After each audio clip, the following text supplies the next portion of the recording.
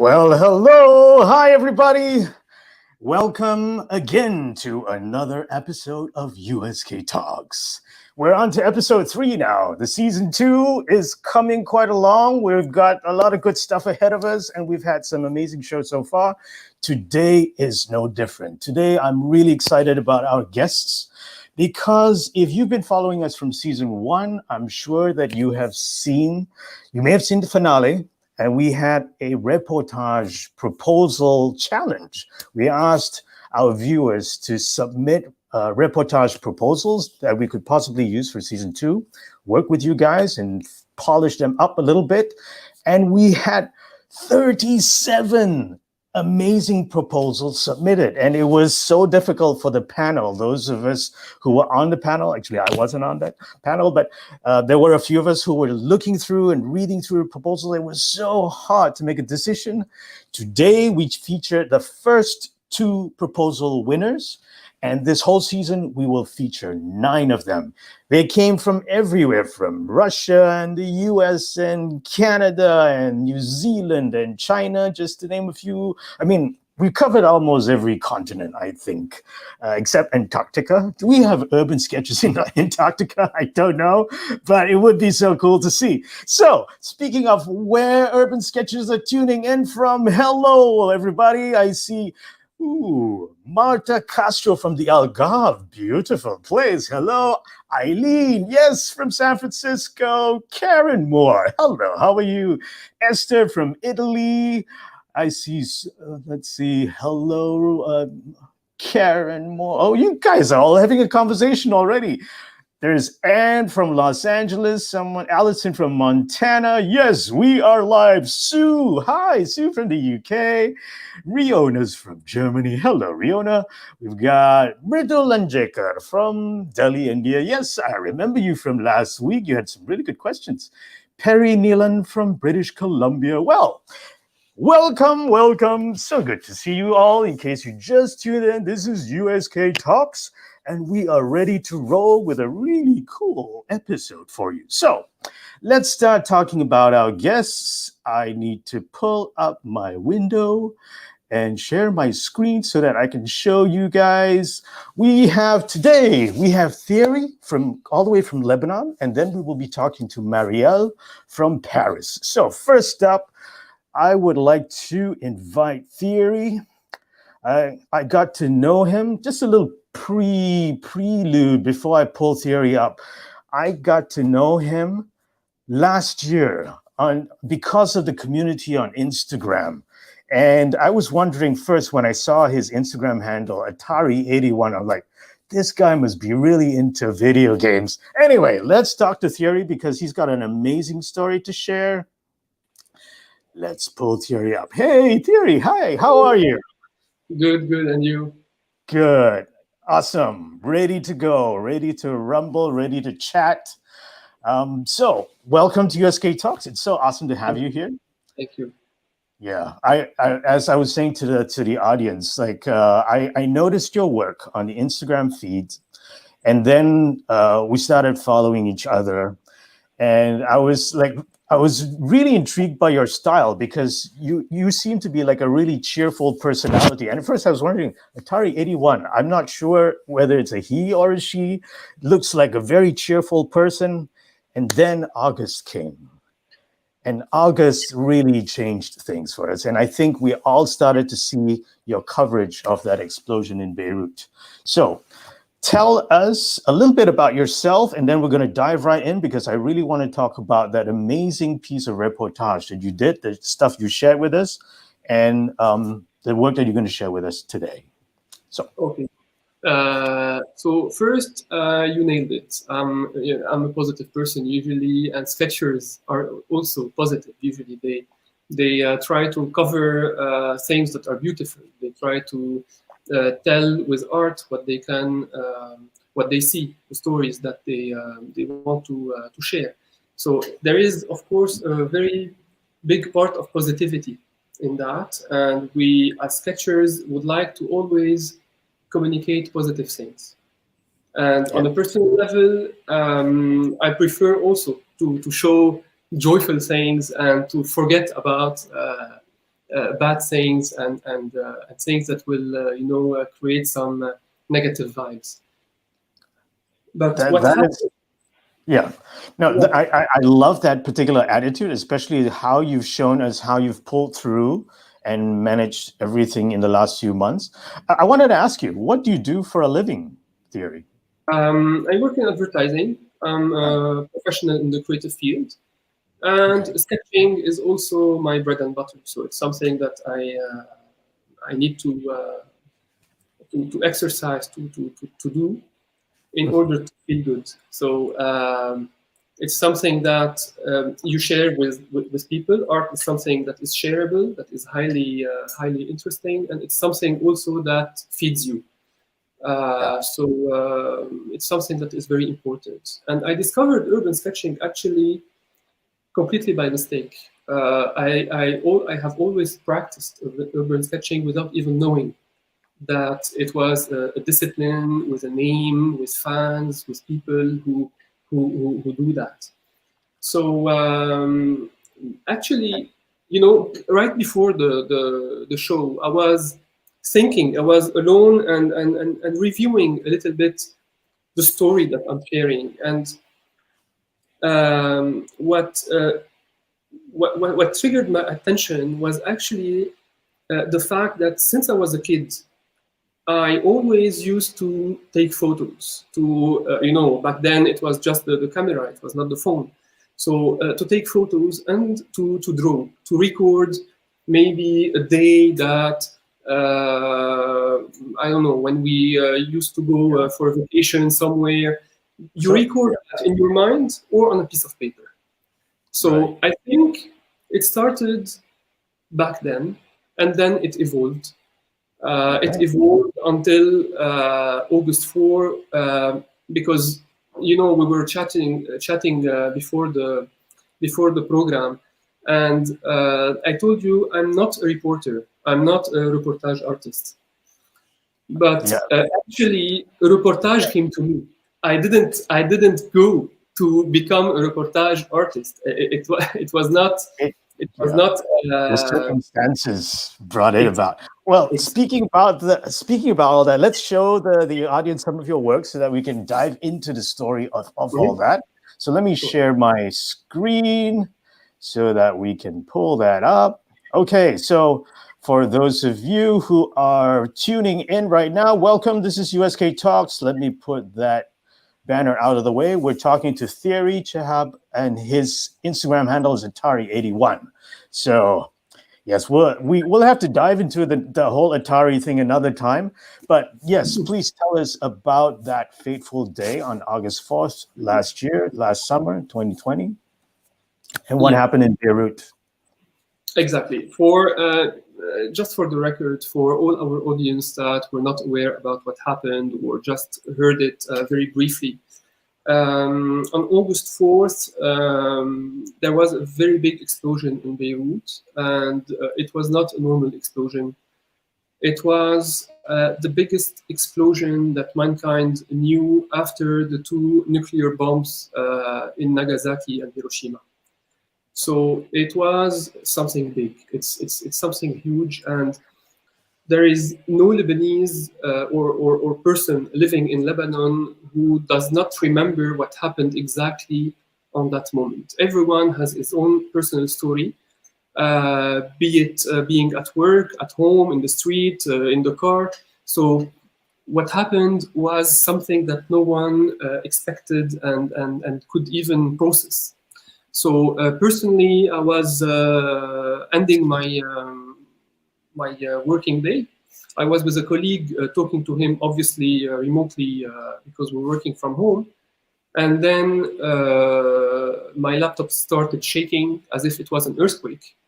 And I told him, listen, there's an earthquake. And just as a little note, I don't live in Beirut city. I live like 16 kilometers further.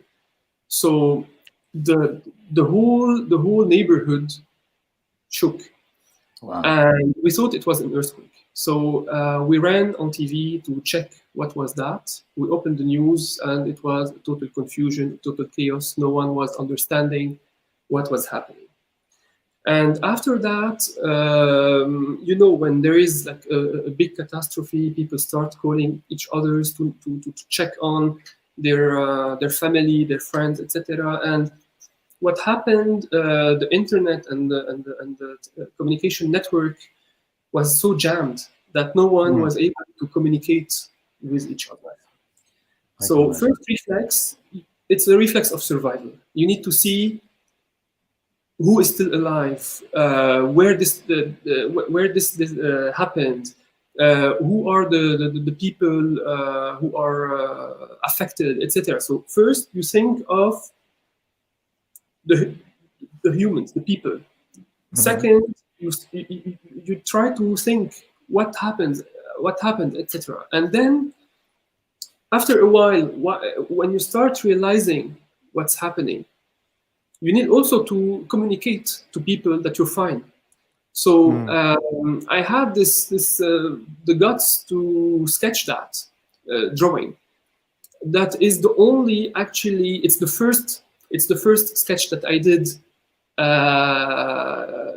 that is relevant to the explosion, but it's the only sketch that is not done on location because I was not in front of the mushroom drawing. Sure. So I had to take a piece of paper, draw it in no time, like it was done in 5 minutes, and post it on social media, just to tell my entourage, friends, family, and all that you're okay. That I'm okay. Especially that I had so many friends. Like I have my friends in Italy and people abroad from different drawing clubs and. I can imagine. I mean, that's how we also found out. I mean, when I saw the news that this happened, the first person I thought of was you. And I think this was a really smart thing you did because it helped us, those of us who got to know you in the Urban Sketches community. We realized that you're okay. Thank God for that. And then after that, we started following your work and how you started to document what was happening here. 100%. They say an image is worth 1,000 words. So this is it. You say it all in just one sketch. Yeah. Yeah. This is something else. This is going on location and sketching what you see. And that was most probably one of the toughest sketches I have ever done in my life, ever. Wow. Because, of course, it's not tough technically. Technically, it's a normal sketch, but it's very tough emotionally. Of course, I can see that. I mean, this is the actual location of the explosion, right? Where you can see yes, the silos, what's left of them. Exactly. This is what remains. This is what remained from the port. So you can see the silos. You can see the cranes. Some containers that are completely burnt or exploded. And stopping for a while, I stayed in the car. I didn't even go out. I didn't have. I don't know if you can say the courage to go out, because it needs some strength to stand in front of such a devastation. Exactly, yeah. Devastation and just draw. Yeah. Exactly. But you've done it very well, and I mean it's also the series of work that you've done, and I'm very grateful that you've recorded all this to share with us, and you've got all these things that, I mean, the whole series that we're going to show to the viewers today, it really tells the story of what happened. I would also like to talk about the personal aspect, because we know that your grandmother was affected. Some of us who follow you on social media, we saw the sketches that you did. For those of you out there who did not see that, Thierry was also drawing from his grandmother's home. So tell us what it was like for you, the personal effect of the explosion that went off and all that, and what it was like for you to cover this and tell the story of your grandmother and her home. Yes. I will start first by mentioning Fred Lynch, who was your guest last week, and who was saying that reportage is not about making up stories. It's about capturing stories and explaining them with pictures. This is exactly what happened. As you can see, it is signed, or it is dated actually on the 5th of August, which is the next day of the explosion. We went with my family to my grandmother's house that is located very closely to the explosion. It's a few meters away. And of course, they got wounded. They got transported to a safer place because the house was not anymore a safe place to stay in. And I took my stuff, my drawing material, to record that. And this is also a moment, Rob, where you need to think. It's a moment where you have to deeply think what you take decisions on the spot. You have to be brave and say, I would record it, even if it sounds inappropriate, because you have this inner dilemma that it might be not very ethical to be drawing while others are working or saving lives,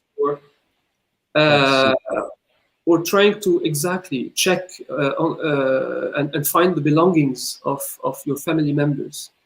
So you have this sort of dilemma, but at the same time, it's about catching the moment. It will be erased. It will only be in your mind. And you need... I totally agree with you. I mean, it's a very tough decision to make, but you're not doing something for fun. You're doing it to record something that the news cameras will not tell. And you can take photos, but there's something about recording it in a sketch that makes it so much more powerful. And I thank you also so much for sharing also the photo of the location and your drawing so that we can see what's happening. It's incredibly powerful work.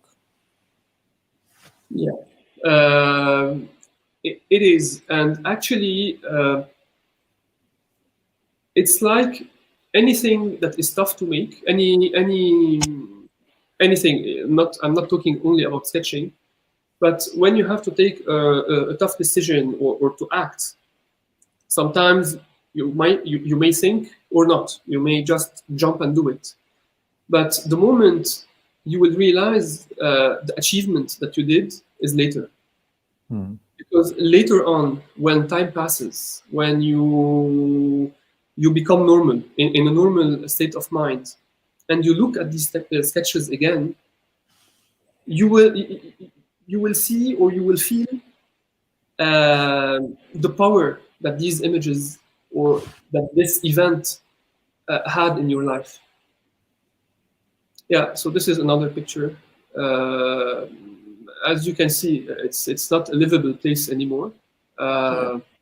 What is very also emotionally hard is to see things that you used to see in a normal way for years, and then you see them like as if the house or the apartment was a snowball that you shake.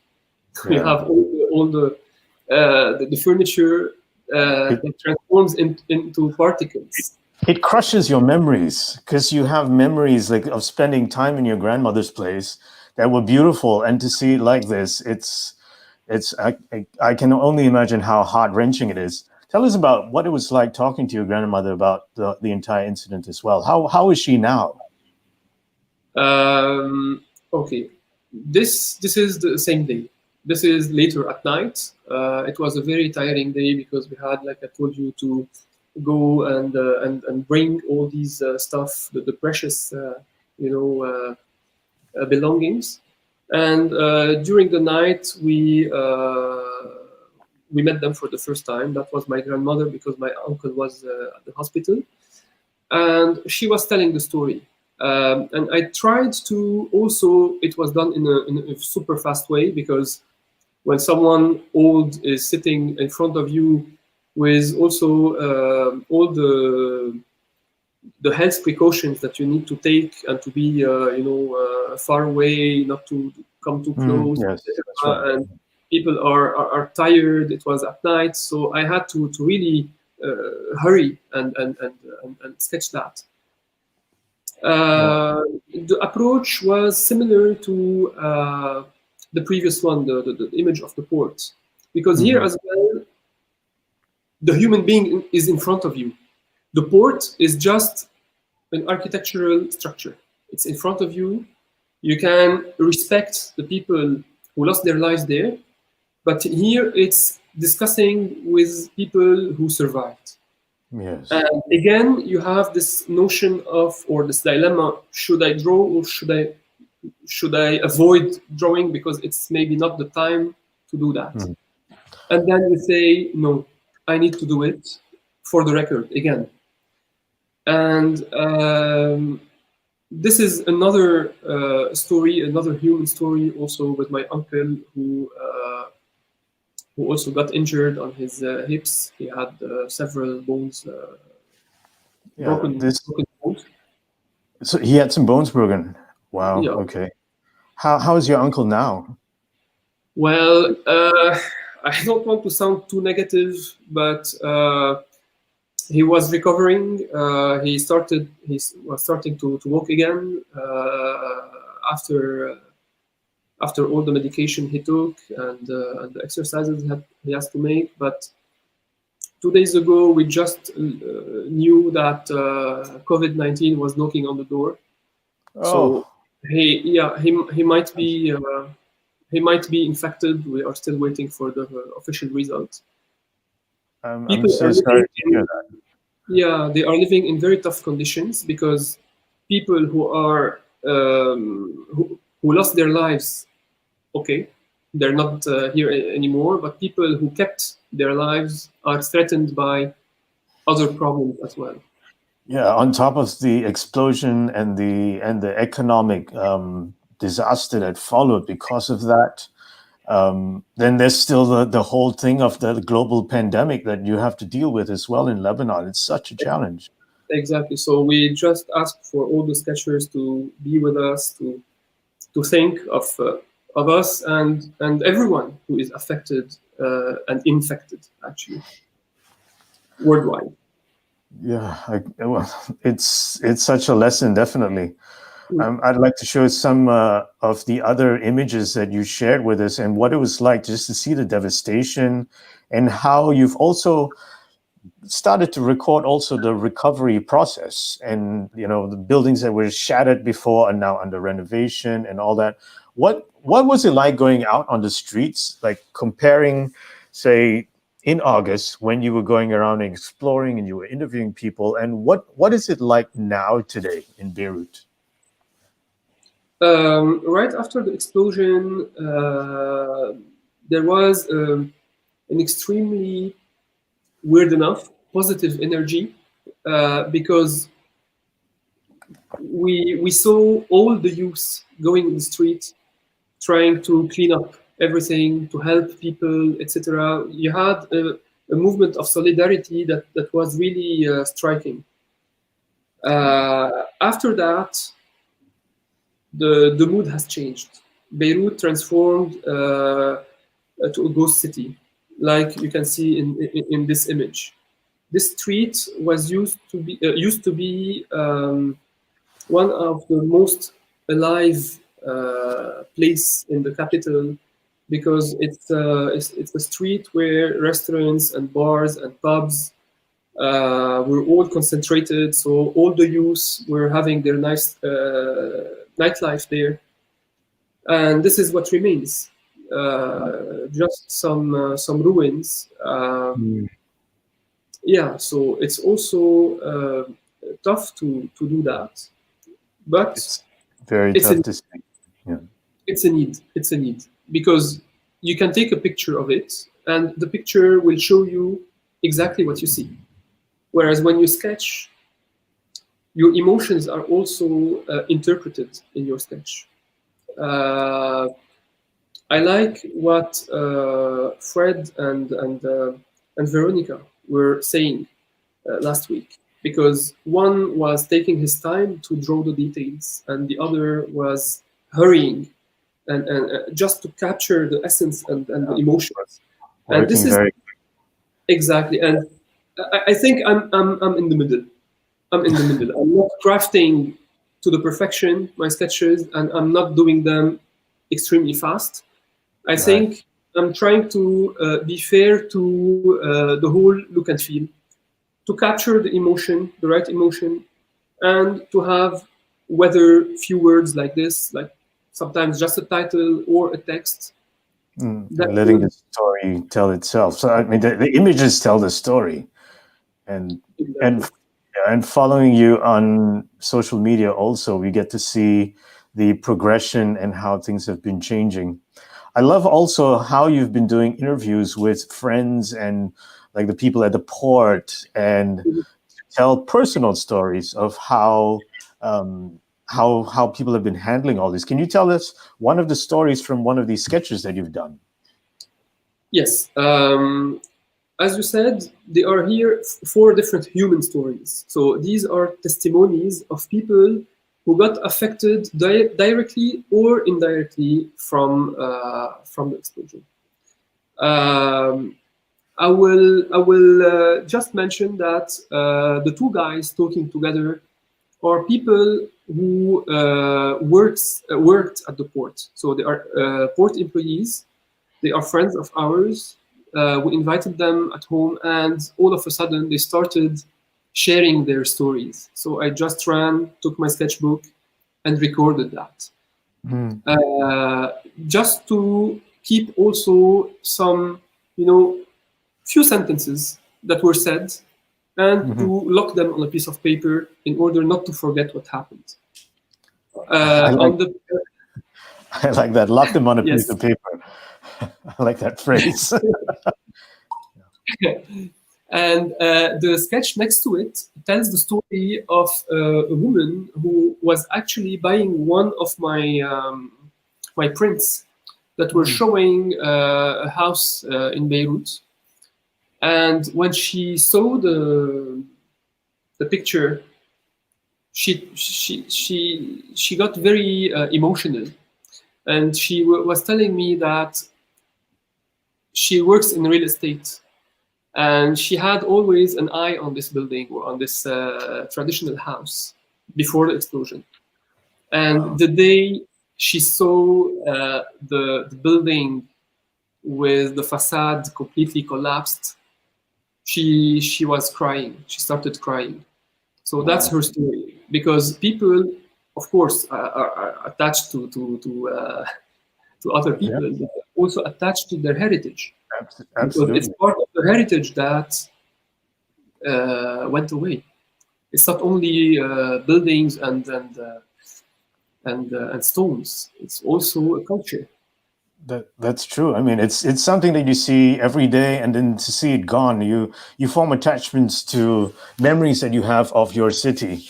And I mean, 2020 is something else. 2021 hopefully is better, but we've had to adapt and change. And you guys in Beirut, you have done so much.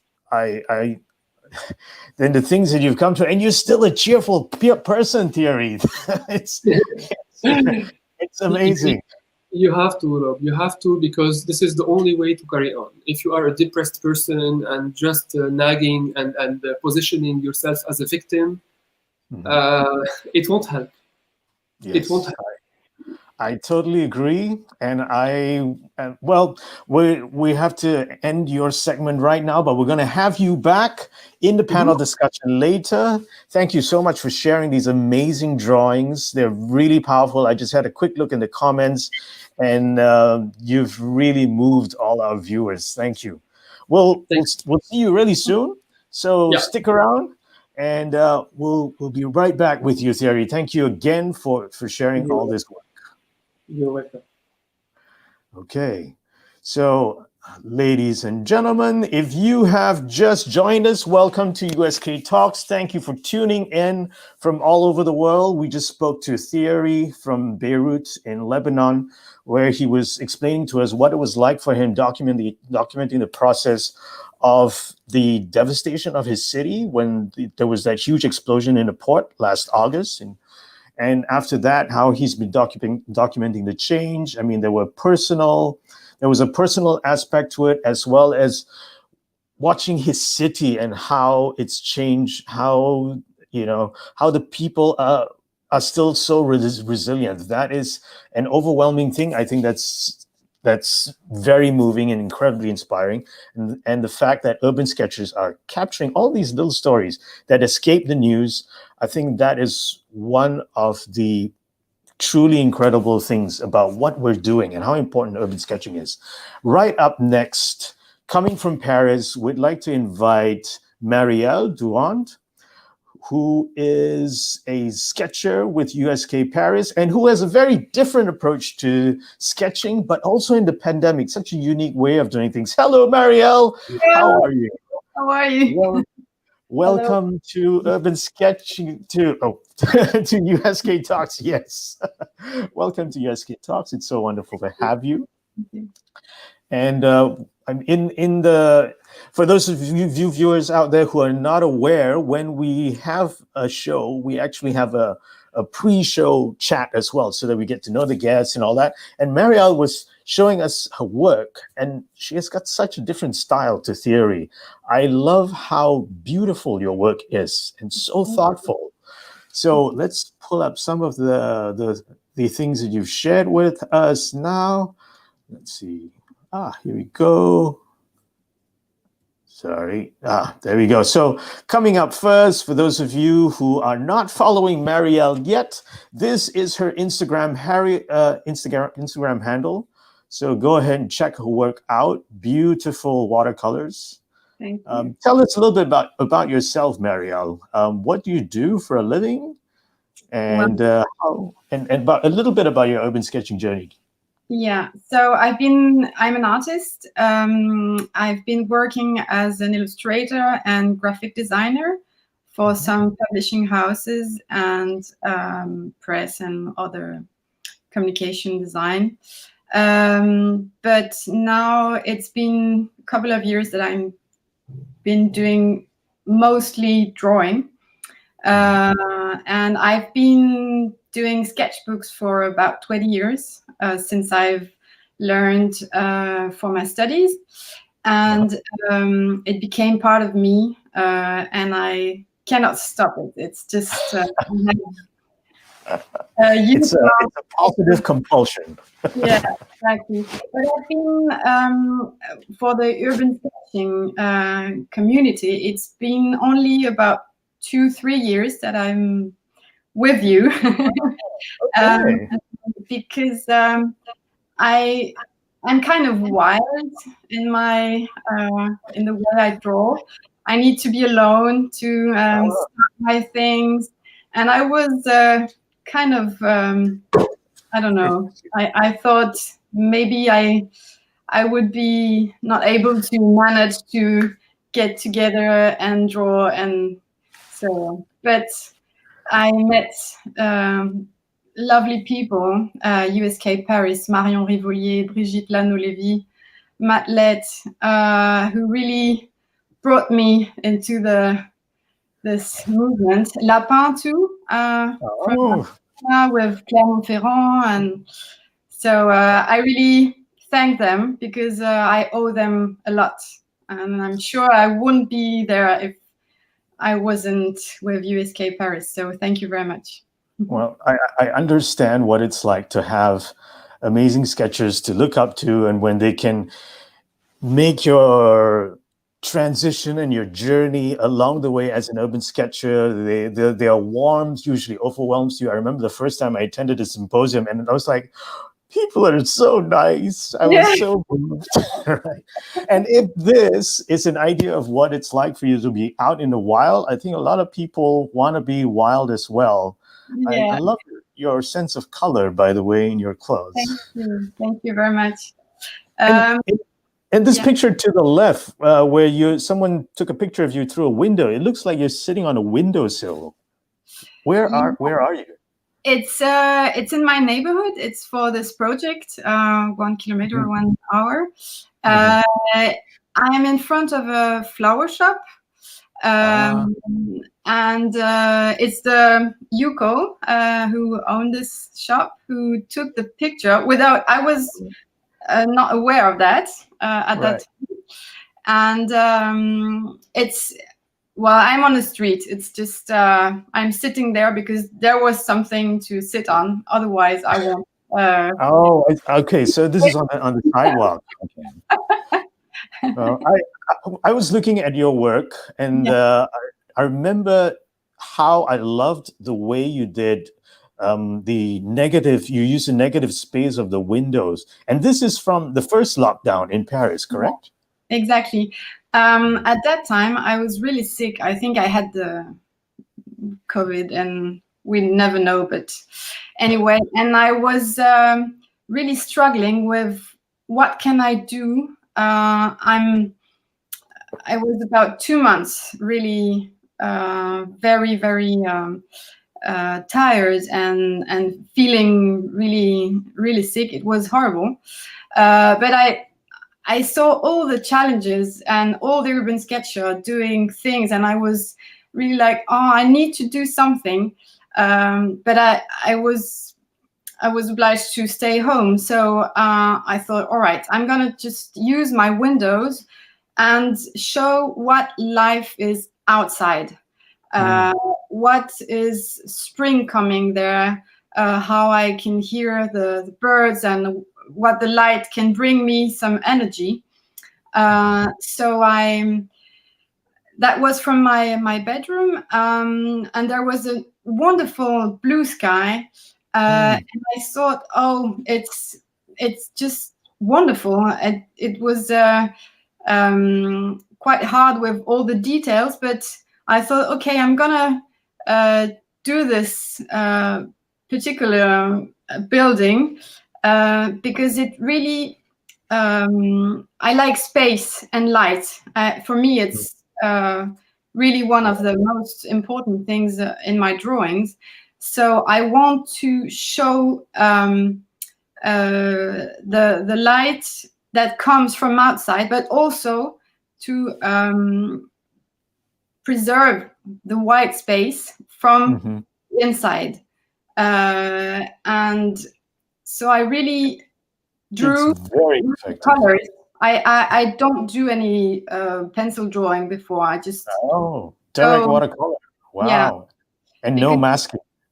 No masking tape, no rubbing them, nothing, because otherwise I'm not processing the same way.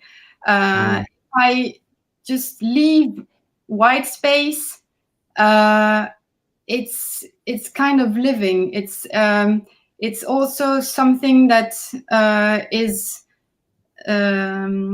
plain, and I want to keep it like that without I don't know, even if it's not straight, the windows not as straight as they should be, but it doesn't matter. It's just it's so effective, and it's dynamic at the same time. There's such a powerful graphic quality, and it's amazing how much character can be in negative space. At the same time, you pull our eye out to the scene outside, and you capture the lights and the light and the shadows so well. You give us a sense of space.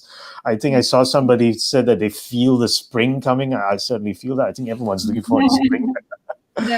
Okay, now I'd like to really pull the attention to what you've done this round, because Paris is under some lockdown again today, right? Yeah. Yes. So you have a really interesting approach to urban sketching round 2. You call it what? 1 hour, 1 kilometer? Or is it 1 kilometer in 1 hour? Yeah. And it doesn't matter. It's just 1 hour, 1 kilometer. 1 hour.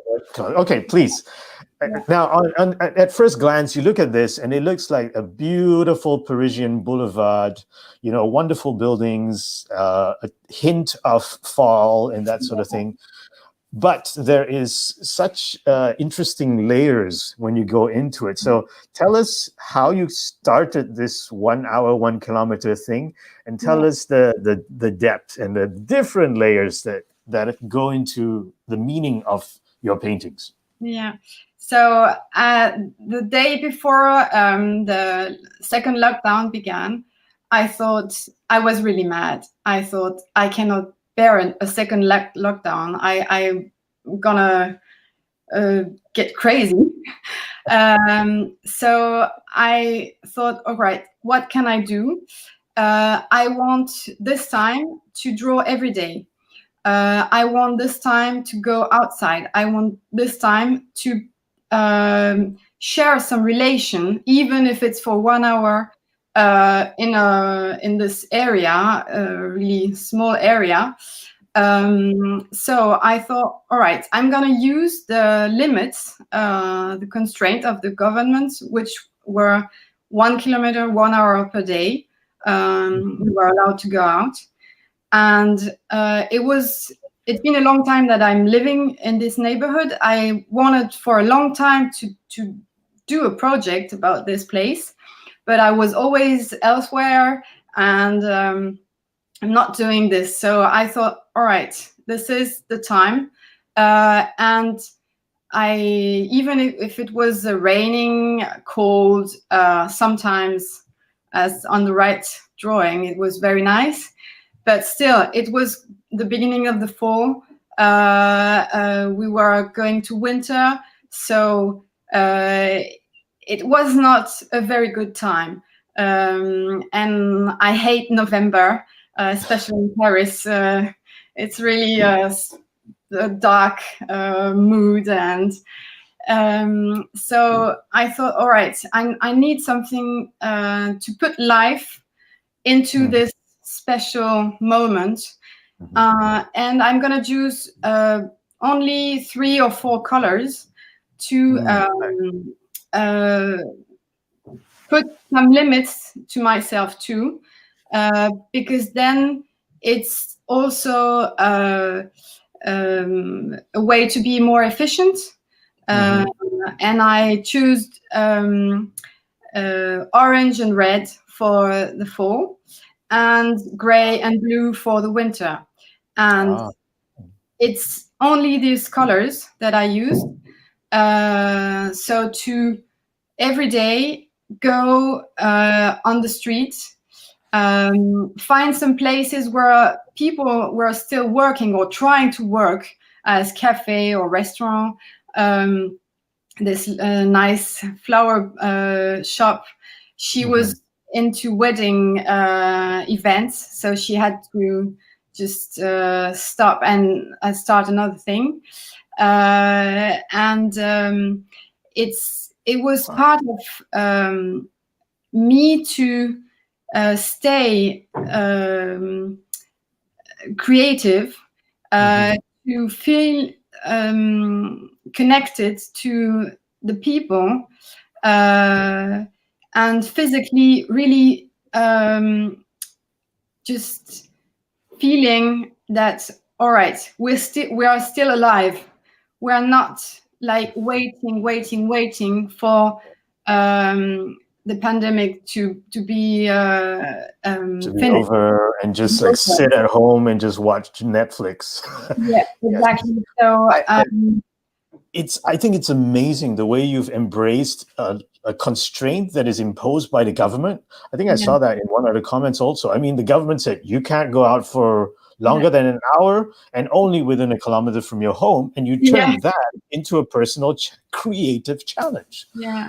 That's such an excellent way to turn lemons into lemonade. Exactly. Okay, so we've got this comment from Alexandra. It seems to me like the more constraints, the freer Marielle's work becomes. That is so true. I mean, just looking at this particular piece with the shop fronts, and at first glance, I mean, you could sell this work as beautiful prints of a Parisian neighborhood, but Of course. I love that there is this story under that where you are actually connecting to store owners who are adapting and trying to make a living under these very, very trying times. Yeah, exactly. It's of course less visible than in Thierry's work because there's no buildings down or no people injured. But I really felt in the beginning of the second lockdown that we are on war. It's really like on the pictures you saw from the Second World War, after the Second World War, when there was destruction and you saw people trying to gather things, get some food, and it really reminds me of these images. And I know that the emotions and in France, we are very well known for depression and meds. I can think of other places that can compete, but I won't say anything. It's not, as Thierry said, we need to carry on. Otherwise, we are all down. And drawing can really, it's magical. It can save people. It's healing. I'm sure it saved me from, I don't know, craziness or anything.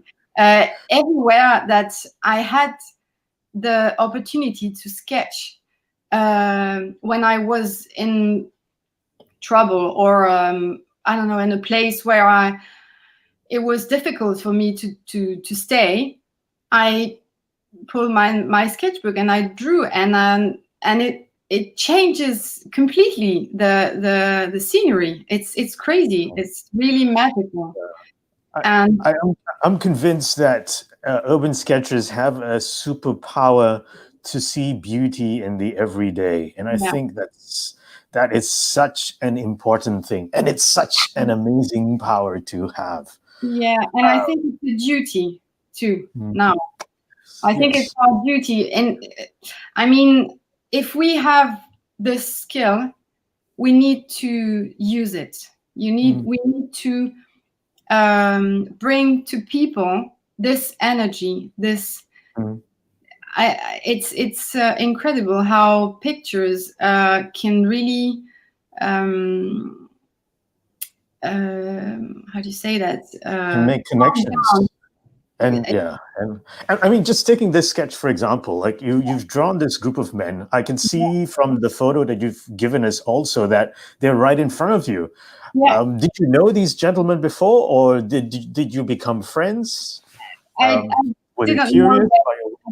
It's just a cafe in my neighborhood where sometimes we went to watch I don't know, football or things like that. But it should be closed. But because they need to just, even if it's 10% of what they can own, then they need to open just for a coffee or for, they were selling oysters and they were celebrating a birthday. But I know they are coming it was a Saturday, it was raining, it was horrible. It was really depressing. But I went there. I was also tired and a bit fed up with all this. But I thought, all right, I'm just gonna walk in my neighborhood as I do every day. I'm gonna find a place, find my angle, choose what I want today to draw. And I want colors. I at that time, it was so gray outside. I wanted colors and I wanted to see people. And I wanted to hear that there is life outside. Yeah. And they were there.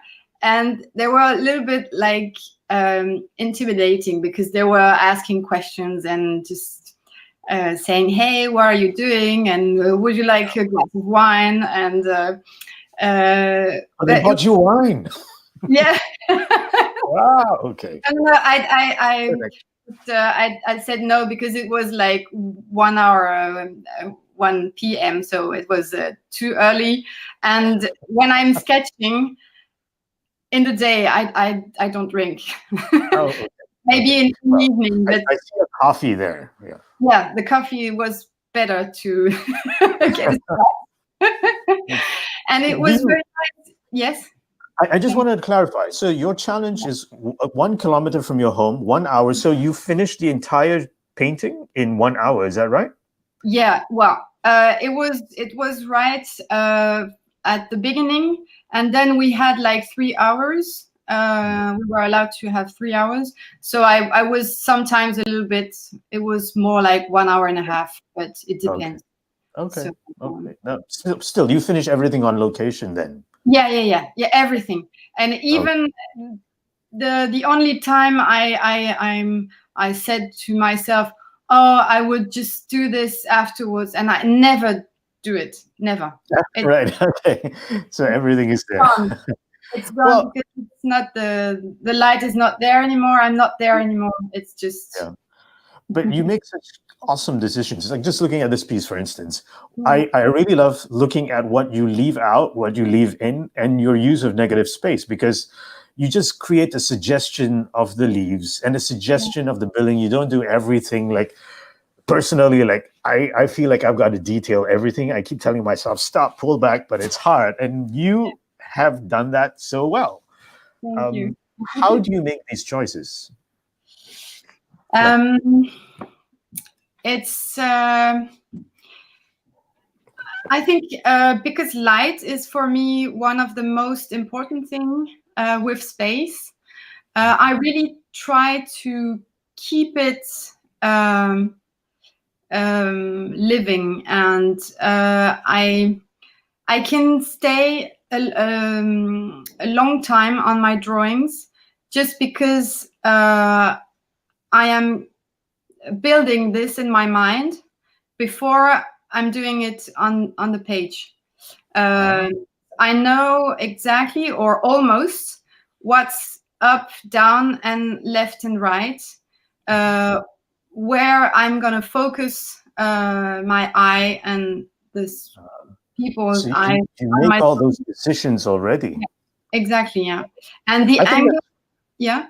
No, I think that's remarkable, because also you don't do any pencil work beforehand. You're just going direct watercolor. So it takes a very disciplined mind, I think, to know, okay, this is my composition. This is what I'm going to leave out. This is what I'm going to focus on. And just looking at the process photo and the finished work, you know, you make such great decisions. I bet your home is extremely organized.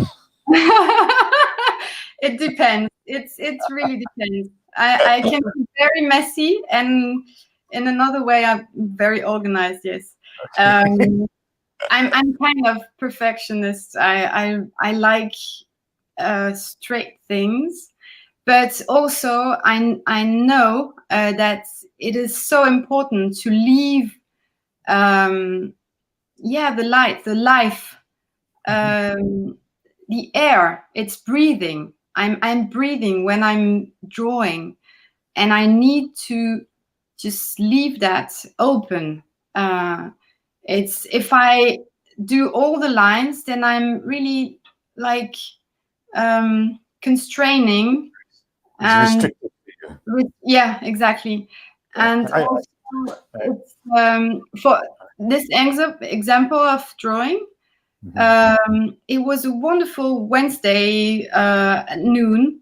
The kids were playing. It looked like a very nice day, even if it was, I don't know, fifth day of second lockdown. But I enjoyed so much being there in the park, just looking at these kids and these lights on the trees. The orange trees were beautiful. And if I drew lines that I won't have this atmosphere, the same it wouldn't be the same. I like to leave things. I get what you mean, because I mean, in just a few strokes, you make light dance. and by showing like just enough. So we've got a good question from Eric. I think that's Dua from Madagascar. Hello, How- Dua. Hello, Dua. How do you manage the light? I mean, the light can change in 1 hour. So how do you capture it? Good question, Dua. It's a very good question, and it's very difficult to answer. But I think what I do is I decide which light I want to keep. So if I am there at 12 and I finish my drawing at 3, I keep the 12 light in mind and just go on until 3, or even sometimes I can be very, very long with my drawings, which is a challenge with this 1 hour, 1 kilometer, because I consider me, as Fred said last week, this long look person. I do very fast drawings in the subway, for example, but when I do drawings, I can just stand up drawing for 4 hours without. I hear you. When you're in that zone, time does not affect you, right? It's just this piece particularly, it breathes so much. I mean, you have no straight lines, and the way you've composed it and framed it, it is stunning. Okay.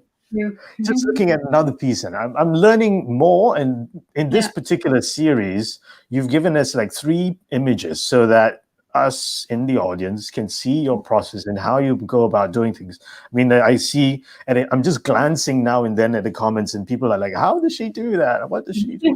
So maybe you can walk us through your process a little bit through this painting. Yeah. So. It was another very nice day with blue sky. So I did first the sky with the skyline of the houses on the right. But I thought, all right, I must also do quite quickly this light thing. Because it's gonna change, so I put these leaves and little things on the yellow orange one, and then I began to draw a little bit with colors, the architecture of the street, and which is the main lines, I must say, and of the roof on the right. So that I was sure of my structure. Yes. I mean, that's so clever. In just a few lines, you've got already the perspective locked in so that you can just concentrate on the other details. Exactly. Yeah. It's really what I love with drawings. I am always doubting when I'm drawing. Every day I'm doubting. Sometimes I feel like, it's so bad. I hate it. How can I do this after 20 years of practice? I think we all understand that. It's crazy. And sometimes it's like with this drawing, it's just it's fluid. It's coming, and it is so nice then to have this finally and really be able to what you had in mind, be able to see it on the paper. So I'm just going from the before, step 1, step 2, and then the finished piece is on the left. And the way the way you've got the light hitting those trees by adding the shadows, that is beautiful. Thank you. Beautiful. Thank you very much. Yeah, and on the next drawing on the right, it's a new bookshop, that opened right before the second lockdown, which is crazy. I saw, because they are just next to a very famous and popular bar, La Folie en Tête, on the right, which is closed for this the reason we know. And the bookshop opened, and I said, these are young people, very nice people, and I say, "You crazy? It's great. Thank you very much for being so brave to open a new shop in these times." Under these circumstances. Yeah, So exactly. So basically, it was like you were going around exploring your neighborhood, but also like all these heroes who've got their stores open. You were visiting them, Yeah, getting to know them, and featuring them in your work. exactly. Yeah. Yes. That's Yeah. I want I to. love that as a way to pay tribute, not just to frontliners who are working in the medical fields, but things like this. I think these stores give us a sense of life. And if Exactly. everything's closed, it's so depressing. But if they're open and if you can go for a little while, Yeah, safely, of course, with a mask and that. of course. Yeah. Yeah. Yeah. It's. Yeah. I mean, at the first lockdown, I thought drawing is useless. Just when I was really sick, and I was really depressed, and I thought, oh my God, I'm not a doctor. I can't do anything. But then I thought, of course you can. You have magic in your hands. You worked for that. You bring magic to people and to yourself first. To myself, it was for me very, very important to keep this going. And as I said, it's also healing. It's kind of soul healing. So we need to continue to do anything that is connecting to others, because it's now we know that a man cannot survive without others. It's not possible. Yes, The brain absolutely. And that is the perfect segue for us to bring Thierry back in to join us on a panel, because for the last bit of the show, the three of us are going to fill your screen. Hello again, Thierry. How are you?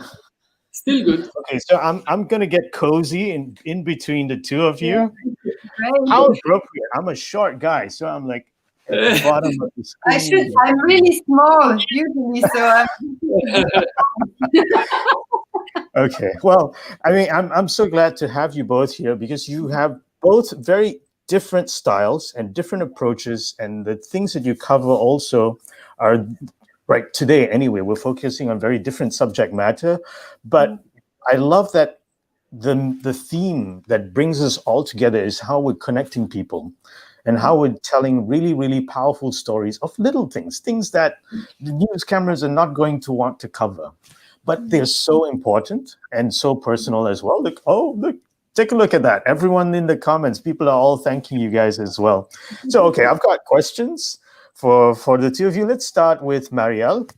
yes. All right. So, can you give some advice to sketchers about approaching people when you're painting? Like if you, like for instance, at the cafe and those guys are right in front of you, how do you go about doing that? Especially like there are some sketchers who are very shy or a little bit intimidated. Maybe like, they don't want to show their work, but what advice would you give them? I would say, first of all, don't think about the result. Do not think of doing a masterpiece or any perfect drawing, any straight line. Just do it. Do one thing with maybe one or two colors. Just take something that you like to draw with. I like experimenting, so I'm always trying new things. But when you're doing something, if you're shy or if it's too new, then just be maybe a little bit less ambitious with your tools. And Keep it simple. keep it simple, exactly. Okay. Yeah. That's very good advice. I think keeping it simple is something that's very important to do, especially when there's time constraint, you're intimidated. Stick to what you know. Yeah. Start with that. Thierry, what about you? Because you also draw people, you interview them. What would be your advice for dealing with the people drawing situation, approaching someone under these different kinds of circumstances? Yeah, you have to make yourself invisible. Yeah. You have to be the camera that is recording, but that no one is seeing. Usually, when I choose a subject, I put the subject is under the spotlight. It's not the person who is illustrating. The person who's sketching could be, in my opinion, a little bit apart. Yeah. Because he needs all the focus and he needs to be invisible and not to attract attention. Yeah. What has to happen has to be them, and you are just a random person capturing it. That's very interesting. I think that point is very interesting because when I draw people also, I tend to, like, I need reading glasses, but I can see decently far away. So I tend to draw people like they don't even know I'm looking at them, let alone drawing them. Yeah. So do you both do that too? Or do you ever go close? Because like Marielle in that sketch, you were like, they were right in front of you. I can be really, really close. I was in New York on a bus, like standing, and there was someone just there, and I drew him. He didn't notice. Oh, well, that's New York. Nobody would notice. I think you need to be very confident. Well, it's with time you learn to be, but you need to just. It's like with animals. If you feel fear, then the animal would feel that you're afraid, and if you concentrate too much on the people, then he would notice you are drawing. But if you concentrate on your drawing, if you just know that you're doing something very peaceful, you're not a threat. No, you're not capturing. You're not a threat. Right? And you sort of fade into the background because everybody's doing their thing, especially now in a public place. Like if they're chatting, they don't notice you. If they're on their phones, they don't notice you. So there are actually many opportunities now for urban sketches to capture people in action. Yeah. Cool. I think you have to work with humility because you should be at the backstage. The subject is the thing. You know. Exactly. Yeah. I totally agree with you. But I mean, in your case, Thierry, you've worked in situations like when you were drawing in Beirut just after the explosion.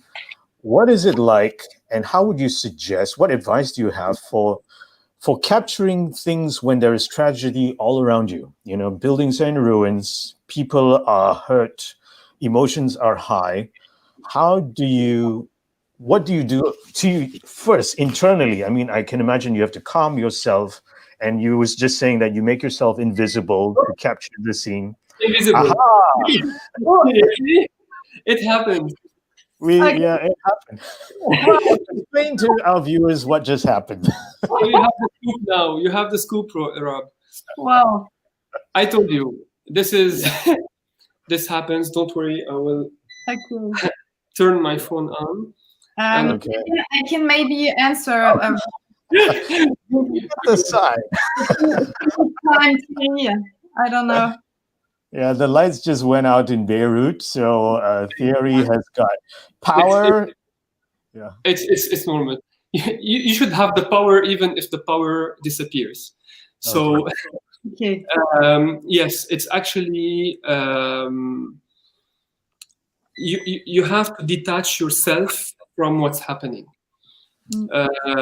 If you are completely immersed in your emotions and in what is happening around you, you will feel the same as people surrounding you. So if people are panicking, you will panic. If people are calm, you need to create this sort of barrier, this filter, and say, I am here to record. I am here to record. So if I have a pencil, or if I have a brush, or if I have a marker, or if anything that I have, well, I'm back.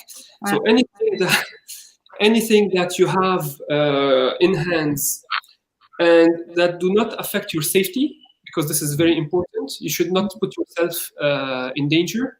Mm. If you're doing something that is okay for you and for others, well, do it.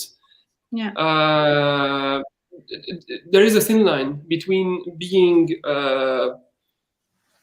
irresponsible and work with responsibility. Yeah. That makes a lot of sense, and I think it's really, really good advice. Safety, working with humility, and fading into the background. I think also because we hold sketchbooks, it's a non-threatening thing. Like if we were to hold our cameras and shoot with our smartphone all the time, it can feel intrusive. But if you're just drawing it, you blend in, you blend into the background. Yeah, and also I think we with drawing, because it's just one paper, one space, you focus on something and you turn to focus more on what you're doing, the choices you make, decisions, where you should put this line and this color, and then you just forgetting what's happening, really, that all the story of the explosion or the pandemic, you're just concentrating on what you're doing right now, because in a way it's focusing on something that you said inappropriate, Thierry, earlier. And maybe at that time it could seem inappropriate, but for the record, for history, for time, for your memory, it will be useful and it will last. And we really need pictures, because otherwise we don't really, sometimes we forget even what we saw, even what we Experience ourselves. So well, I love the way that you both take a situation that is tough, but you have found beauty in the everyday. You have found joy, and you have found it is a way to triumph over adversity. And the way you've done it with that particular attitude, I think, is really powerful, very inspiring, which brings us to the challenge that you have for our audience today. So, bringing up the screen, let's see. This, ladies and gentlemen, for all our viewers, this is the challenge that Thierry and Marielle have for you. So, Thierry, since it's your picture up there, can you please quickly explain what the challenge is to our audience? Sure. So the title says it all. It consists of finding the beauty in the beast. We both sketched, like you said, in tough conditions. So that's the beast. And we both try to make it with elegance, or portray it with elegance. So when you look at our sketches, we have different styles, we might have different techniques, but there is something that is pleasing to the eye when you look at the sketch. And this is the first thing that you see. You see the beauty, and then you discover behind the beauty the ugliness, or the challenge, let's call it, the challenging times. So it could be something that is tough, that is challenging, that is disturbing, that is not that pleasing, that is constraining. And then you need to find something positive, or portray that through your eyes, but in a beautiful manner. Yeah, I love this challenge. And just looking at the example that you've provided to us, at first glance, the colors you use and all that, they're almost cheerful. And I would think that, oh, he's gone somewhere in maybe the Mediterranean or something like that, and he's sketching somewhere close to an old ruin or something like that. But then when you look at the picture and you understand the story, we understand the actual conditions. But the way you've depicted it, it gives the scene that you draw a particular grace as well, and an upliftment. So I really love this challenge. Thank you so much for this example. Marielle, you have also shared an example of your idea, your version of handling this challenge. So please explain. Yes. So as I said before, it's less visible in my drawings that there is a pandemic or anything that is tough. And in this this restaurant is called Chez Nathalie. It's a very fancy, nice restaurant close to my place.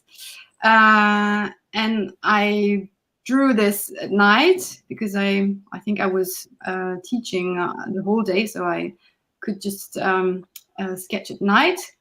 And in my drawings, it's like, you want to go there in this restaurant and have a nice evening with friends, have a glass of wine or champagne, and enjoy life, enjoy being together. And the thing is, you are not allowed to. It's just open to take something away. And even that, it's changing every day because the hours are changing and they trying to adapt. And so it looks very nice as inviting you to enter this place. But in reality, it's less nice, and but still, maybe it will bring some people to go there and take away the food of this wonderful person. Who knows? So Absolutely. I think that's a great way to look at it. We can't always patronize the places we want to. Here in Hong Kong as well, we can't have dinner because everything closes at 6. It's takeaway only. But we are also supporting local businesses by ordering takeout and things like that. And yeah, it's in the I think finding that beauty in the beast, it's in the little things. And if we can find that, then that gives us just that little boost to get us to the next day and get us to the next thing. Yeah, I think it's a lot about energy. And I feel like with drawing, which is very physical, it's tiring because what I'm drawing is the whole body was there. It's not only my hand, and I'm really present. As Rita said on her USk talk last year, it's you put your heart there, so you really feel that you're there at that precise moment and not elsewhere. You're really doing this. You invest yourself in this, and it is what you can bring to people with your drawing when you will share it. And to the people that are coming and just asking questions. There is an old woman who came to me and said, "Oh, I'm too old to start drawing. I wish I could have done that before." And I said, "But just start today. It's never ending journey. It's just go ahead." And she said, "Oh, you made me happy." And it was only just like that. Perfect.